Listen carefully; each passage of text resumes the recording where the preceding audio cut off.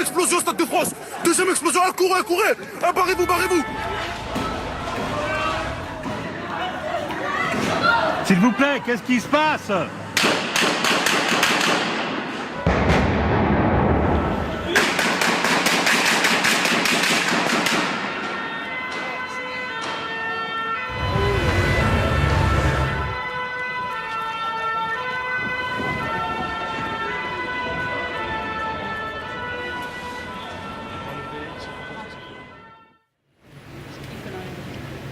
Hello, we're live tonight in the heart of Paris at the Place de la République, now a shrine to the victims of terrorism here in this country. Not just to the 129 killed in Friday's attacks, but also to those 17 killed in January, when gunmen attacked the offices of the magazine Charlie Hebdo and a kosher supermarket.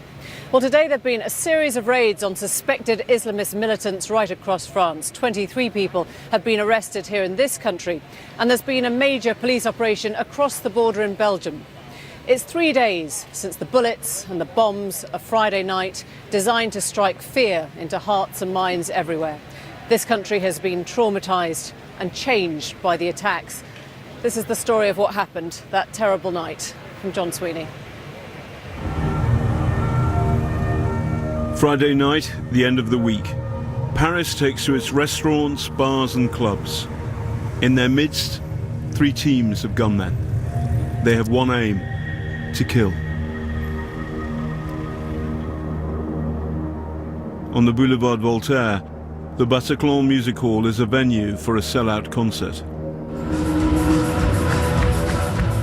1,500 young people gathered to see the American rock band Eagles of death metal. Can you get me something out of the fridge, Sarah? Going to the gig, Michael O'Connor and his French girlfriend, Sarah Badal.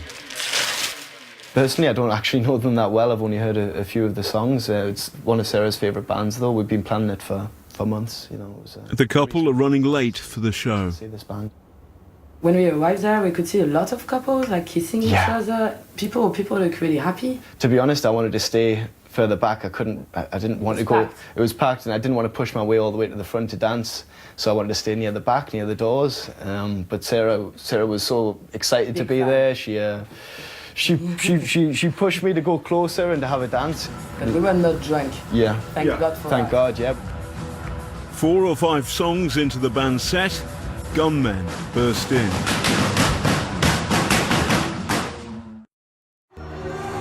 The killing had begun earlier that evening at a football match attended by 80,000 fans. The atmosphere before it kicked off was amazing. There was loads of French flags waving, and it was a beautiful scene. France are playing Germany in a friendly at Paris's version of Wembley, the Stade de France. This huge bang, this explosion. We all thought it was just fireworks, or it could have been anything. We just kept on watching the game. A suicide bomber detonates his device outside the stadium, killing a passerby. It's the first murder of the night.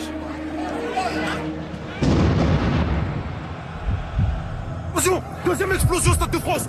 Deuxième explosion, courez, courez. 3 minutes later, another suicide bomber blows himself up outside the ground.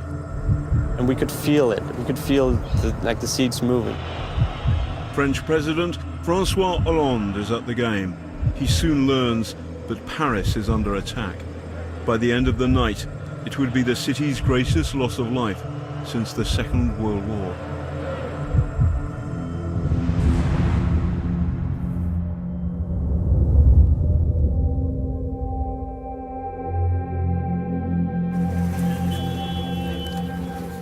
Minutes after the stadium bombings, the shooting starts in Paris's eastern district.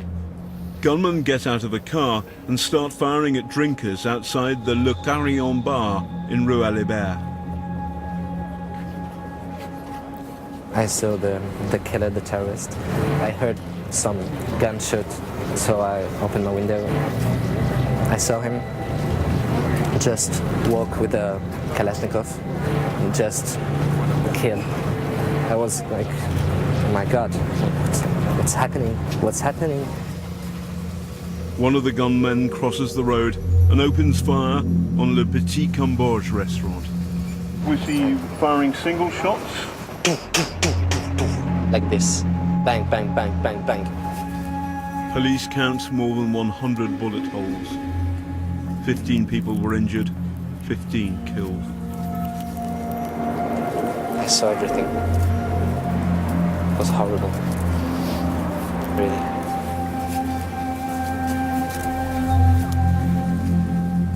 This is a close-knit community. Sawdust covers the blood of those they knew. Moi, ce matin, j'ai hésité beaucoup de sortir de chez moi. J'ai osé, j'ai pas osé, je voulais rester chez moi, j'avais peur. Je connais ce bar, je connais ce petit restaurant et je me dis, mince, je passe tous les jours par là et il faut que je suis à côté d'eux, quoi. This is grim. Ordinary people, ordinary community, not a posh part of Paris by any means, and people are devastated. The people here, they know the people who were killed in the restaurant, and there is nothing they can do about it.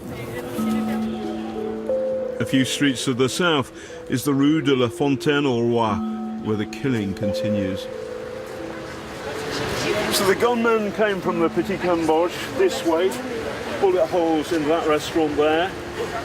They shot up the laundrette, and then the car stopped. Two men got out, and they shot at that restaurant there, and you can see from the sawdust and the blood on the pavement, they kill people there too.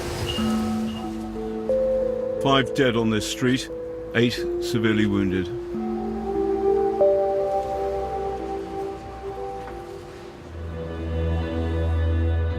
Next, the Belle Équipe.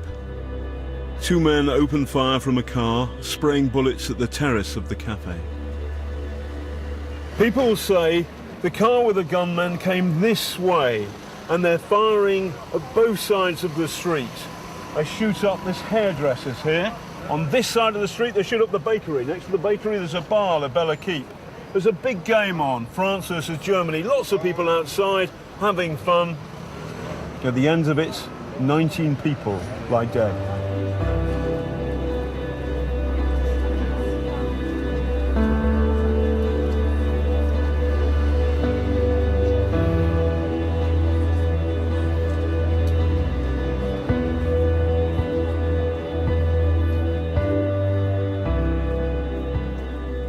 The last restaurant attack is at Le Comptoir Voltaire. A suicide bomber blows himself up, leaving several people injured. Fear rules the streets of Paris.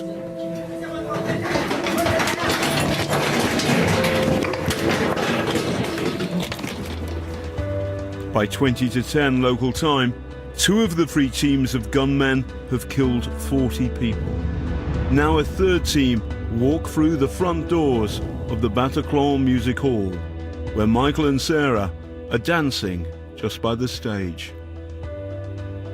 I seen somebody with a gun firing indiscriminately into the crowd. We saw people like dropping on we've seen people falling as he was firing into them, and everybody's surging to get out. But so many people were pushing and trying to get towards this small exit. A gunman makes his way up to the balcony to shoot down into the crowd. All we could hear was the gunfire, which was pretty steady, pretty intense gunfire. Occasionally we could hear them reloading and then just emptying another clip into the crowd. We dropped to the ground, and this is where we stayed. We stayed there like for over an hour. I was kind of lying over one side of Sarah here, and to one side here was another girl who I put my arm over, and then behind her there was dead bodies, just behind her, like 20 centimeters away from us. Yeah, yeah.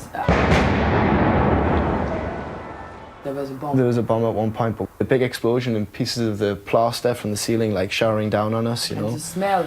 I thought for 1 second sulfur. We're gonna die like was the English asphyxiated? Yeah. Amid the shooting, Michael and Sarah hear the killers praying in Arabic and shouting, "Allahu Akbar, God is great." One lays the blame in French on President Hollande. Si on est ici, c'est à cause de François Hollande. The reason we're here is because of Francois Hollande. Yeah. C'est les là. And we And also. what did that mean to you? To me, like right away, I thought of what was happening in Syria and with ISIS.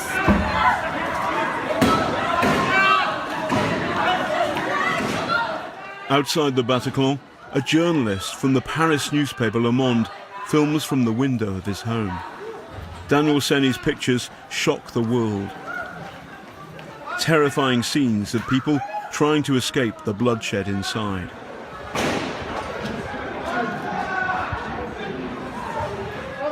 This young man, injured in the leg, struggles to get away. And this woman, desperate to survive, clings to a window ledge.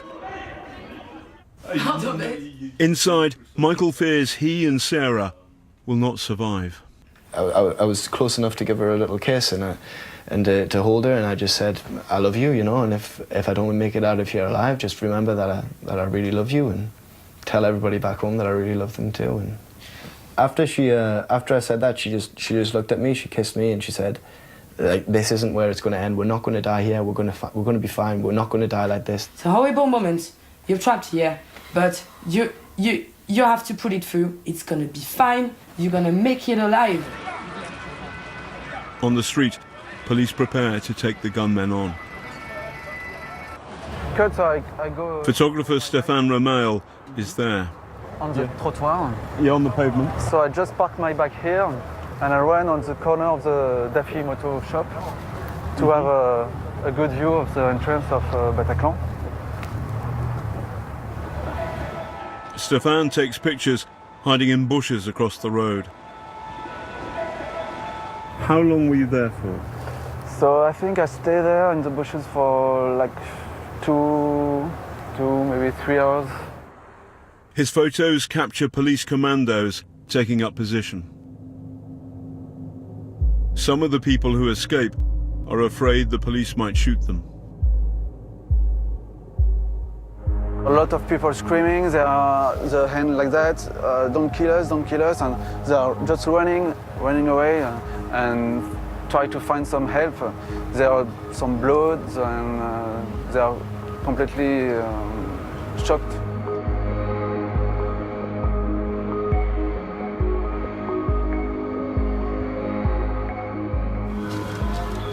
Two and a half hours after the gunmen opened fire, the police attempt to take the building.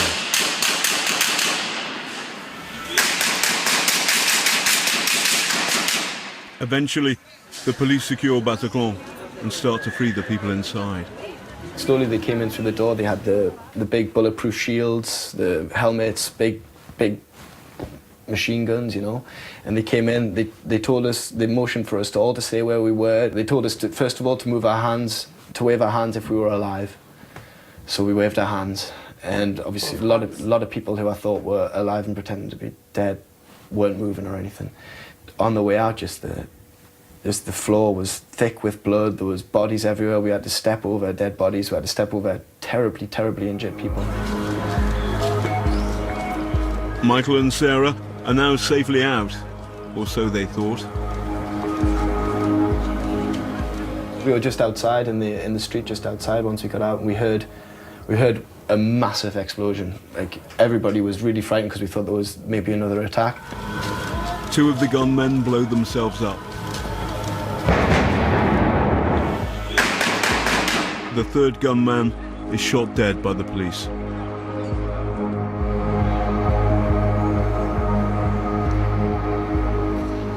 Among the 89 dead in the Bataclan massacre, Nick Alexander, 36 years old, from London.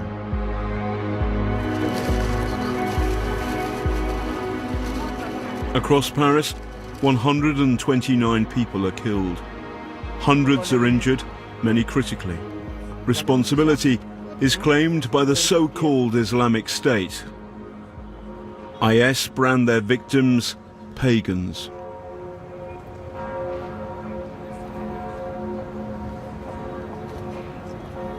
They want us to become an intolerant society. They want to polarize us, because the more we become polarized, the more we blame moderate Muslims, the more we burn those bridges, the more people are going to be radicalized.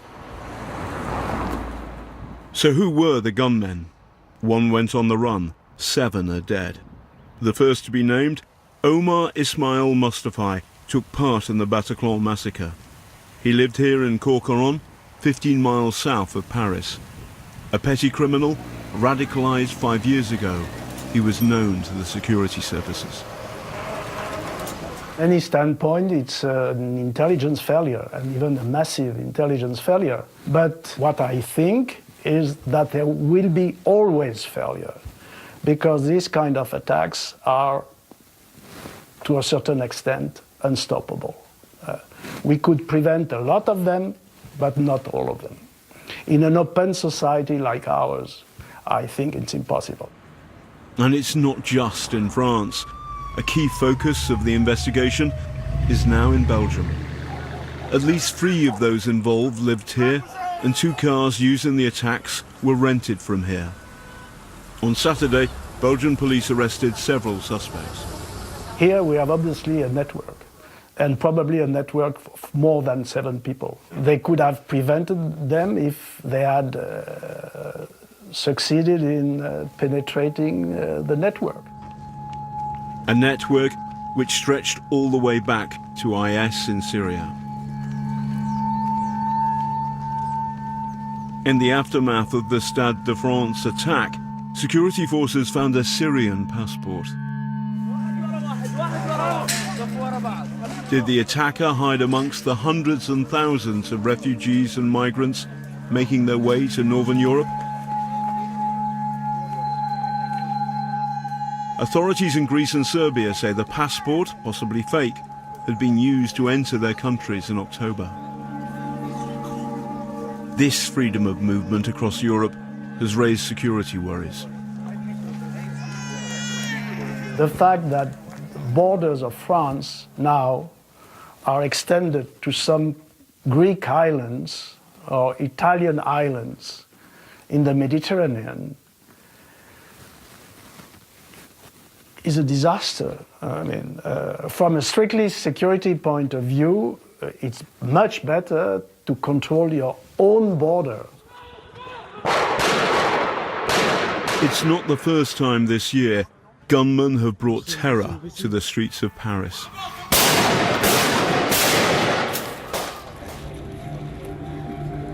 In January, brothers Sharif and Said Kouachi forced their way into the offices of the satirical magazine Charlie Hebdo and killed 12 people. And this is the deep question here. Why France is more targeted than other European countries? Because of what we are. A secularist, very free, very liberal country. They just cannot accept that. They hate that. And let me tell you something. We should not be ashamed of that. We should be very proud of that. The way that we defeat what happened to us, the way that we defeat ISIS and terrorism is just to go on exactly as we did before. As hard as it is, we go to the shop, we go to another gig, we go and have a beer, we go and enjoy life, and we don't let them rob us of that. President Hollande called the Paris attacks a declaration of war. Late yesterday, France struck back, launching its largest yet bombing raid against IS in Syria. How much more blood are we going to see on the streets of Europe? I think more. More. There is no reason for stopping.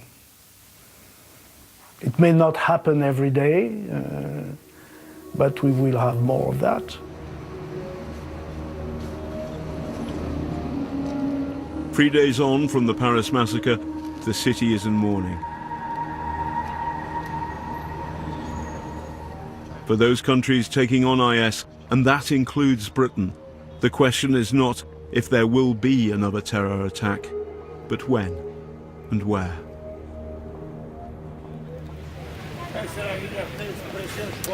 John Sweeney reporting there, and as you heard, President Francois Hollande said today that France was committed to destroying the so-called Islamic State after Friday's deadly attacks, but it's increasingly clear they won't be able to do it alone. Belgium has moved centre stage. Some of the men behind the attack are thought to have come from Brussels, and the French believe the plot may have even been hatched there. Our reporter Catherine Nye has spent the day in Brussels. Catherine, what's been happening there? I'm in Molenbeek, a district of Brussels nicknamed Jihadi Central now because of its links to this and other terror plots and attacks. And today it's felt like a place under siege. Police vans have lined the streets, officers wearing flat jackets, carrying guns, wearing masks have been everywhere. For one part of the day, an entire street was cordoned off. Large crowds gathered. I could hear explosives. It's here that the man said to have masterminded the Paris attacks, Abdelhamid Abayoud, was living before he left for Syria to live under the so-called Islamic State. Police also named 3 brothers who'd been living here as suspects too. One of them is still on the run. Behind me is their home. And this afternoon, one of the brothers, Mohammed Abdulsalam, came out of the house after being released without charge. He came to the waiting press and he said he didn't know about the attacks. His brothers had been acting normally and his mother was devastated. And Belgium seems now to be centre stage in all this. Why is that?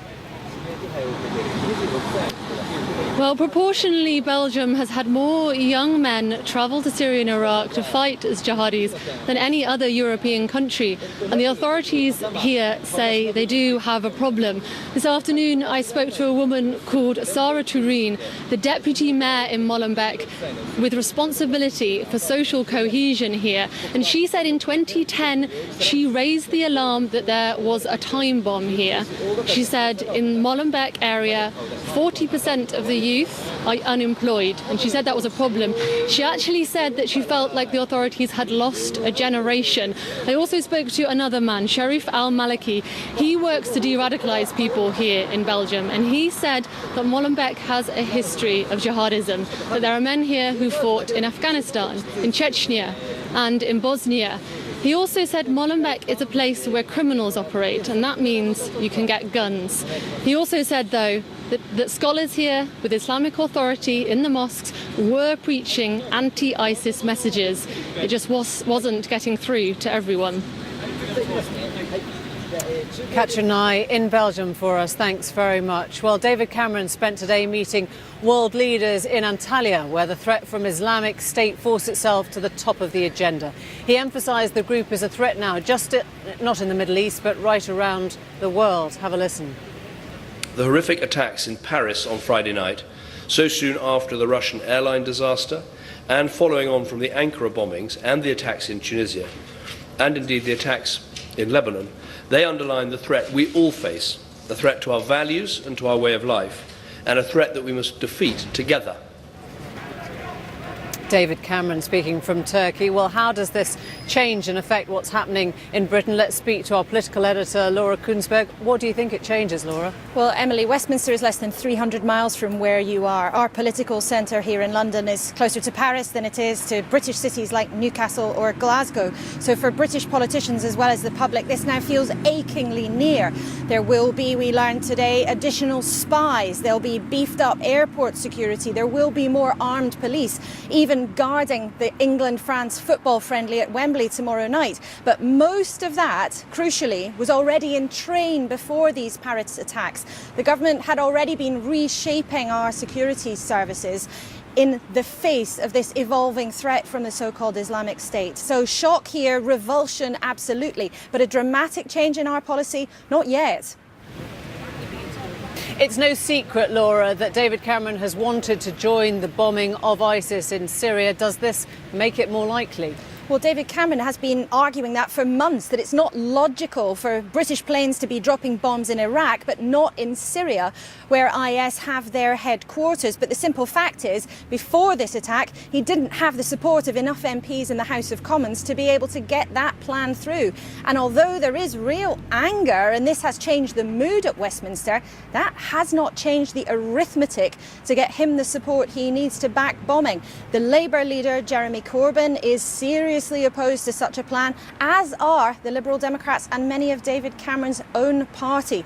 So that desire that ministers still have is not going to become an effective plan anytime soon. Ministers still do want to do it, and they will keep making the case, but even the scale of what's happened in the last 72 hours won't make that wish come true. Laura Kunsberg, thanks very much. Well, let's talk to Gordon Carrera now, our security correspondent. It feels like, everyone's used this word, a game changer, not just for us, but almost in the way that ISIS is now operating, Gordon. I think that's right. What happened here in Paris on Friday is a departure which is really worrying European intelligence and security services. They've been worried about this threat from so-called IS for some time now, but they were worried about something perhaps smaller. They were worried that IS was inspiring people, perhaps in Britain or France, to carry out attacks, something less sophisticated than what we saw in Paris. The amount of people involved, the fact that they seem to have come in many cases from Syria, that they had serious weaponry, the number of targets, all of that is worrying. Part also of another trend which is disturbing people, that IS seems to be carrying out more activities, more aggressive activities out of its normal sphere of influence. So bombs, yes, in neighbouring countries like Lebanon and Turkey, but also think of that Russian airliner brought down over the Sinai, most probably by an IS bomb. You put all that together and we do have a different threat environment, and one which is certainly worrying people. And what does that mean in terms of what we change as our response, Gordon, from a security perspective? I think there is a lot of concern with the security service in the UK. They've been flat out at MI5 for some time now. But the kind of attack we saw in Paris is one that will really worry them, because of course people from the UK as well have gone to Syria. The fear is they could be sent back to the UK for a similar attack. It is harder to get hold of those weapons in the UK than France, though. That's one positive, but still the threat level is just one below critical where an attack is thought to be imminent. It's still a very serious threat environment in which the authorities are certainly concerned about something similar to Paris happening. Gordon Carrera, thanks very much indeed. When they claimed responsibility for the attacks in Paris, Islamic State called them the first of the storm. They often use dramatic language, but the killings here were a first. IS hasn't hit a Western capital in this way before. Unlike the rest of us, police and security services here in France and around the world are struggling to work out what to make of them. Well, tonight France remains a nation in shock and also in mourning. It's subdued but defiant. When daily life is under attack, simple things take on ever such greater importance. Eating out, going to a concert, meeting up, laughing with your friends, they all become these little acts of resistance. And France's message to the terrorists seems clear. You can hurt us, you can kill us, but we carry on. A spirit that was obvious even immediately after the attacks as football fans filed out of the Stade de France singing the Marseillaise, the national anthem.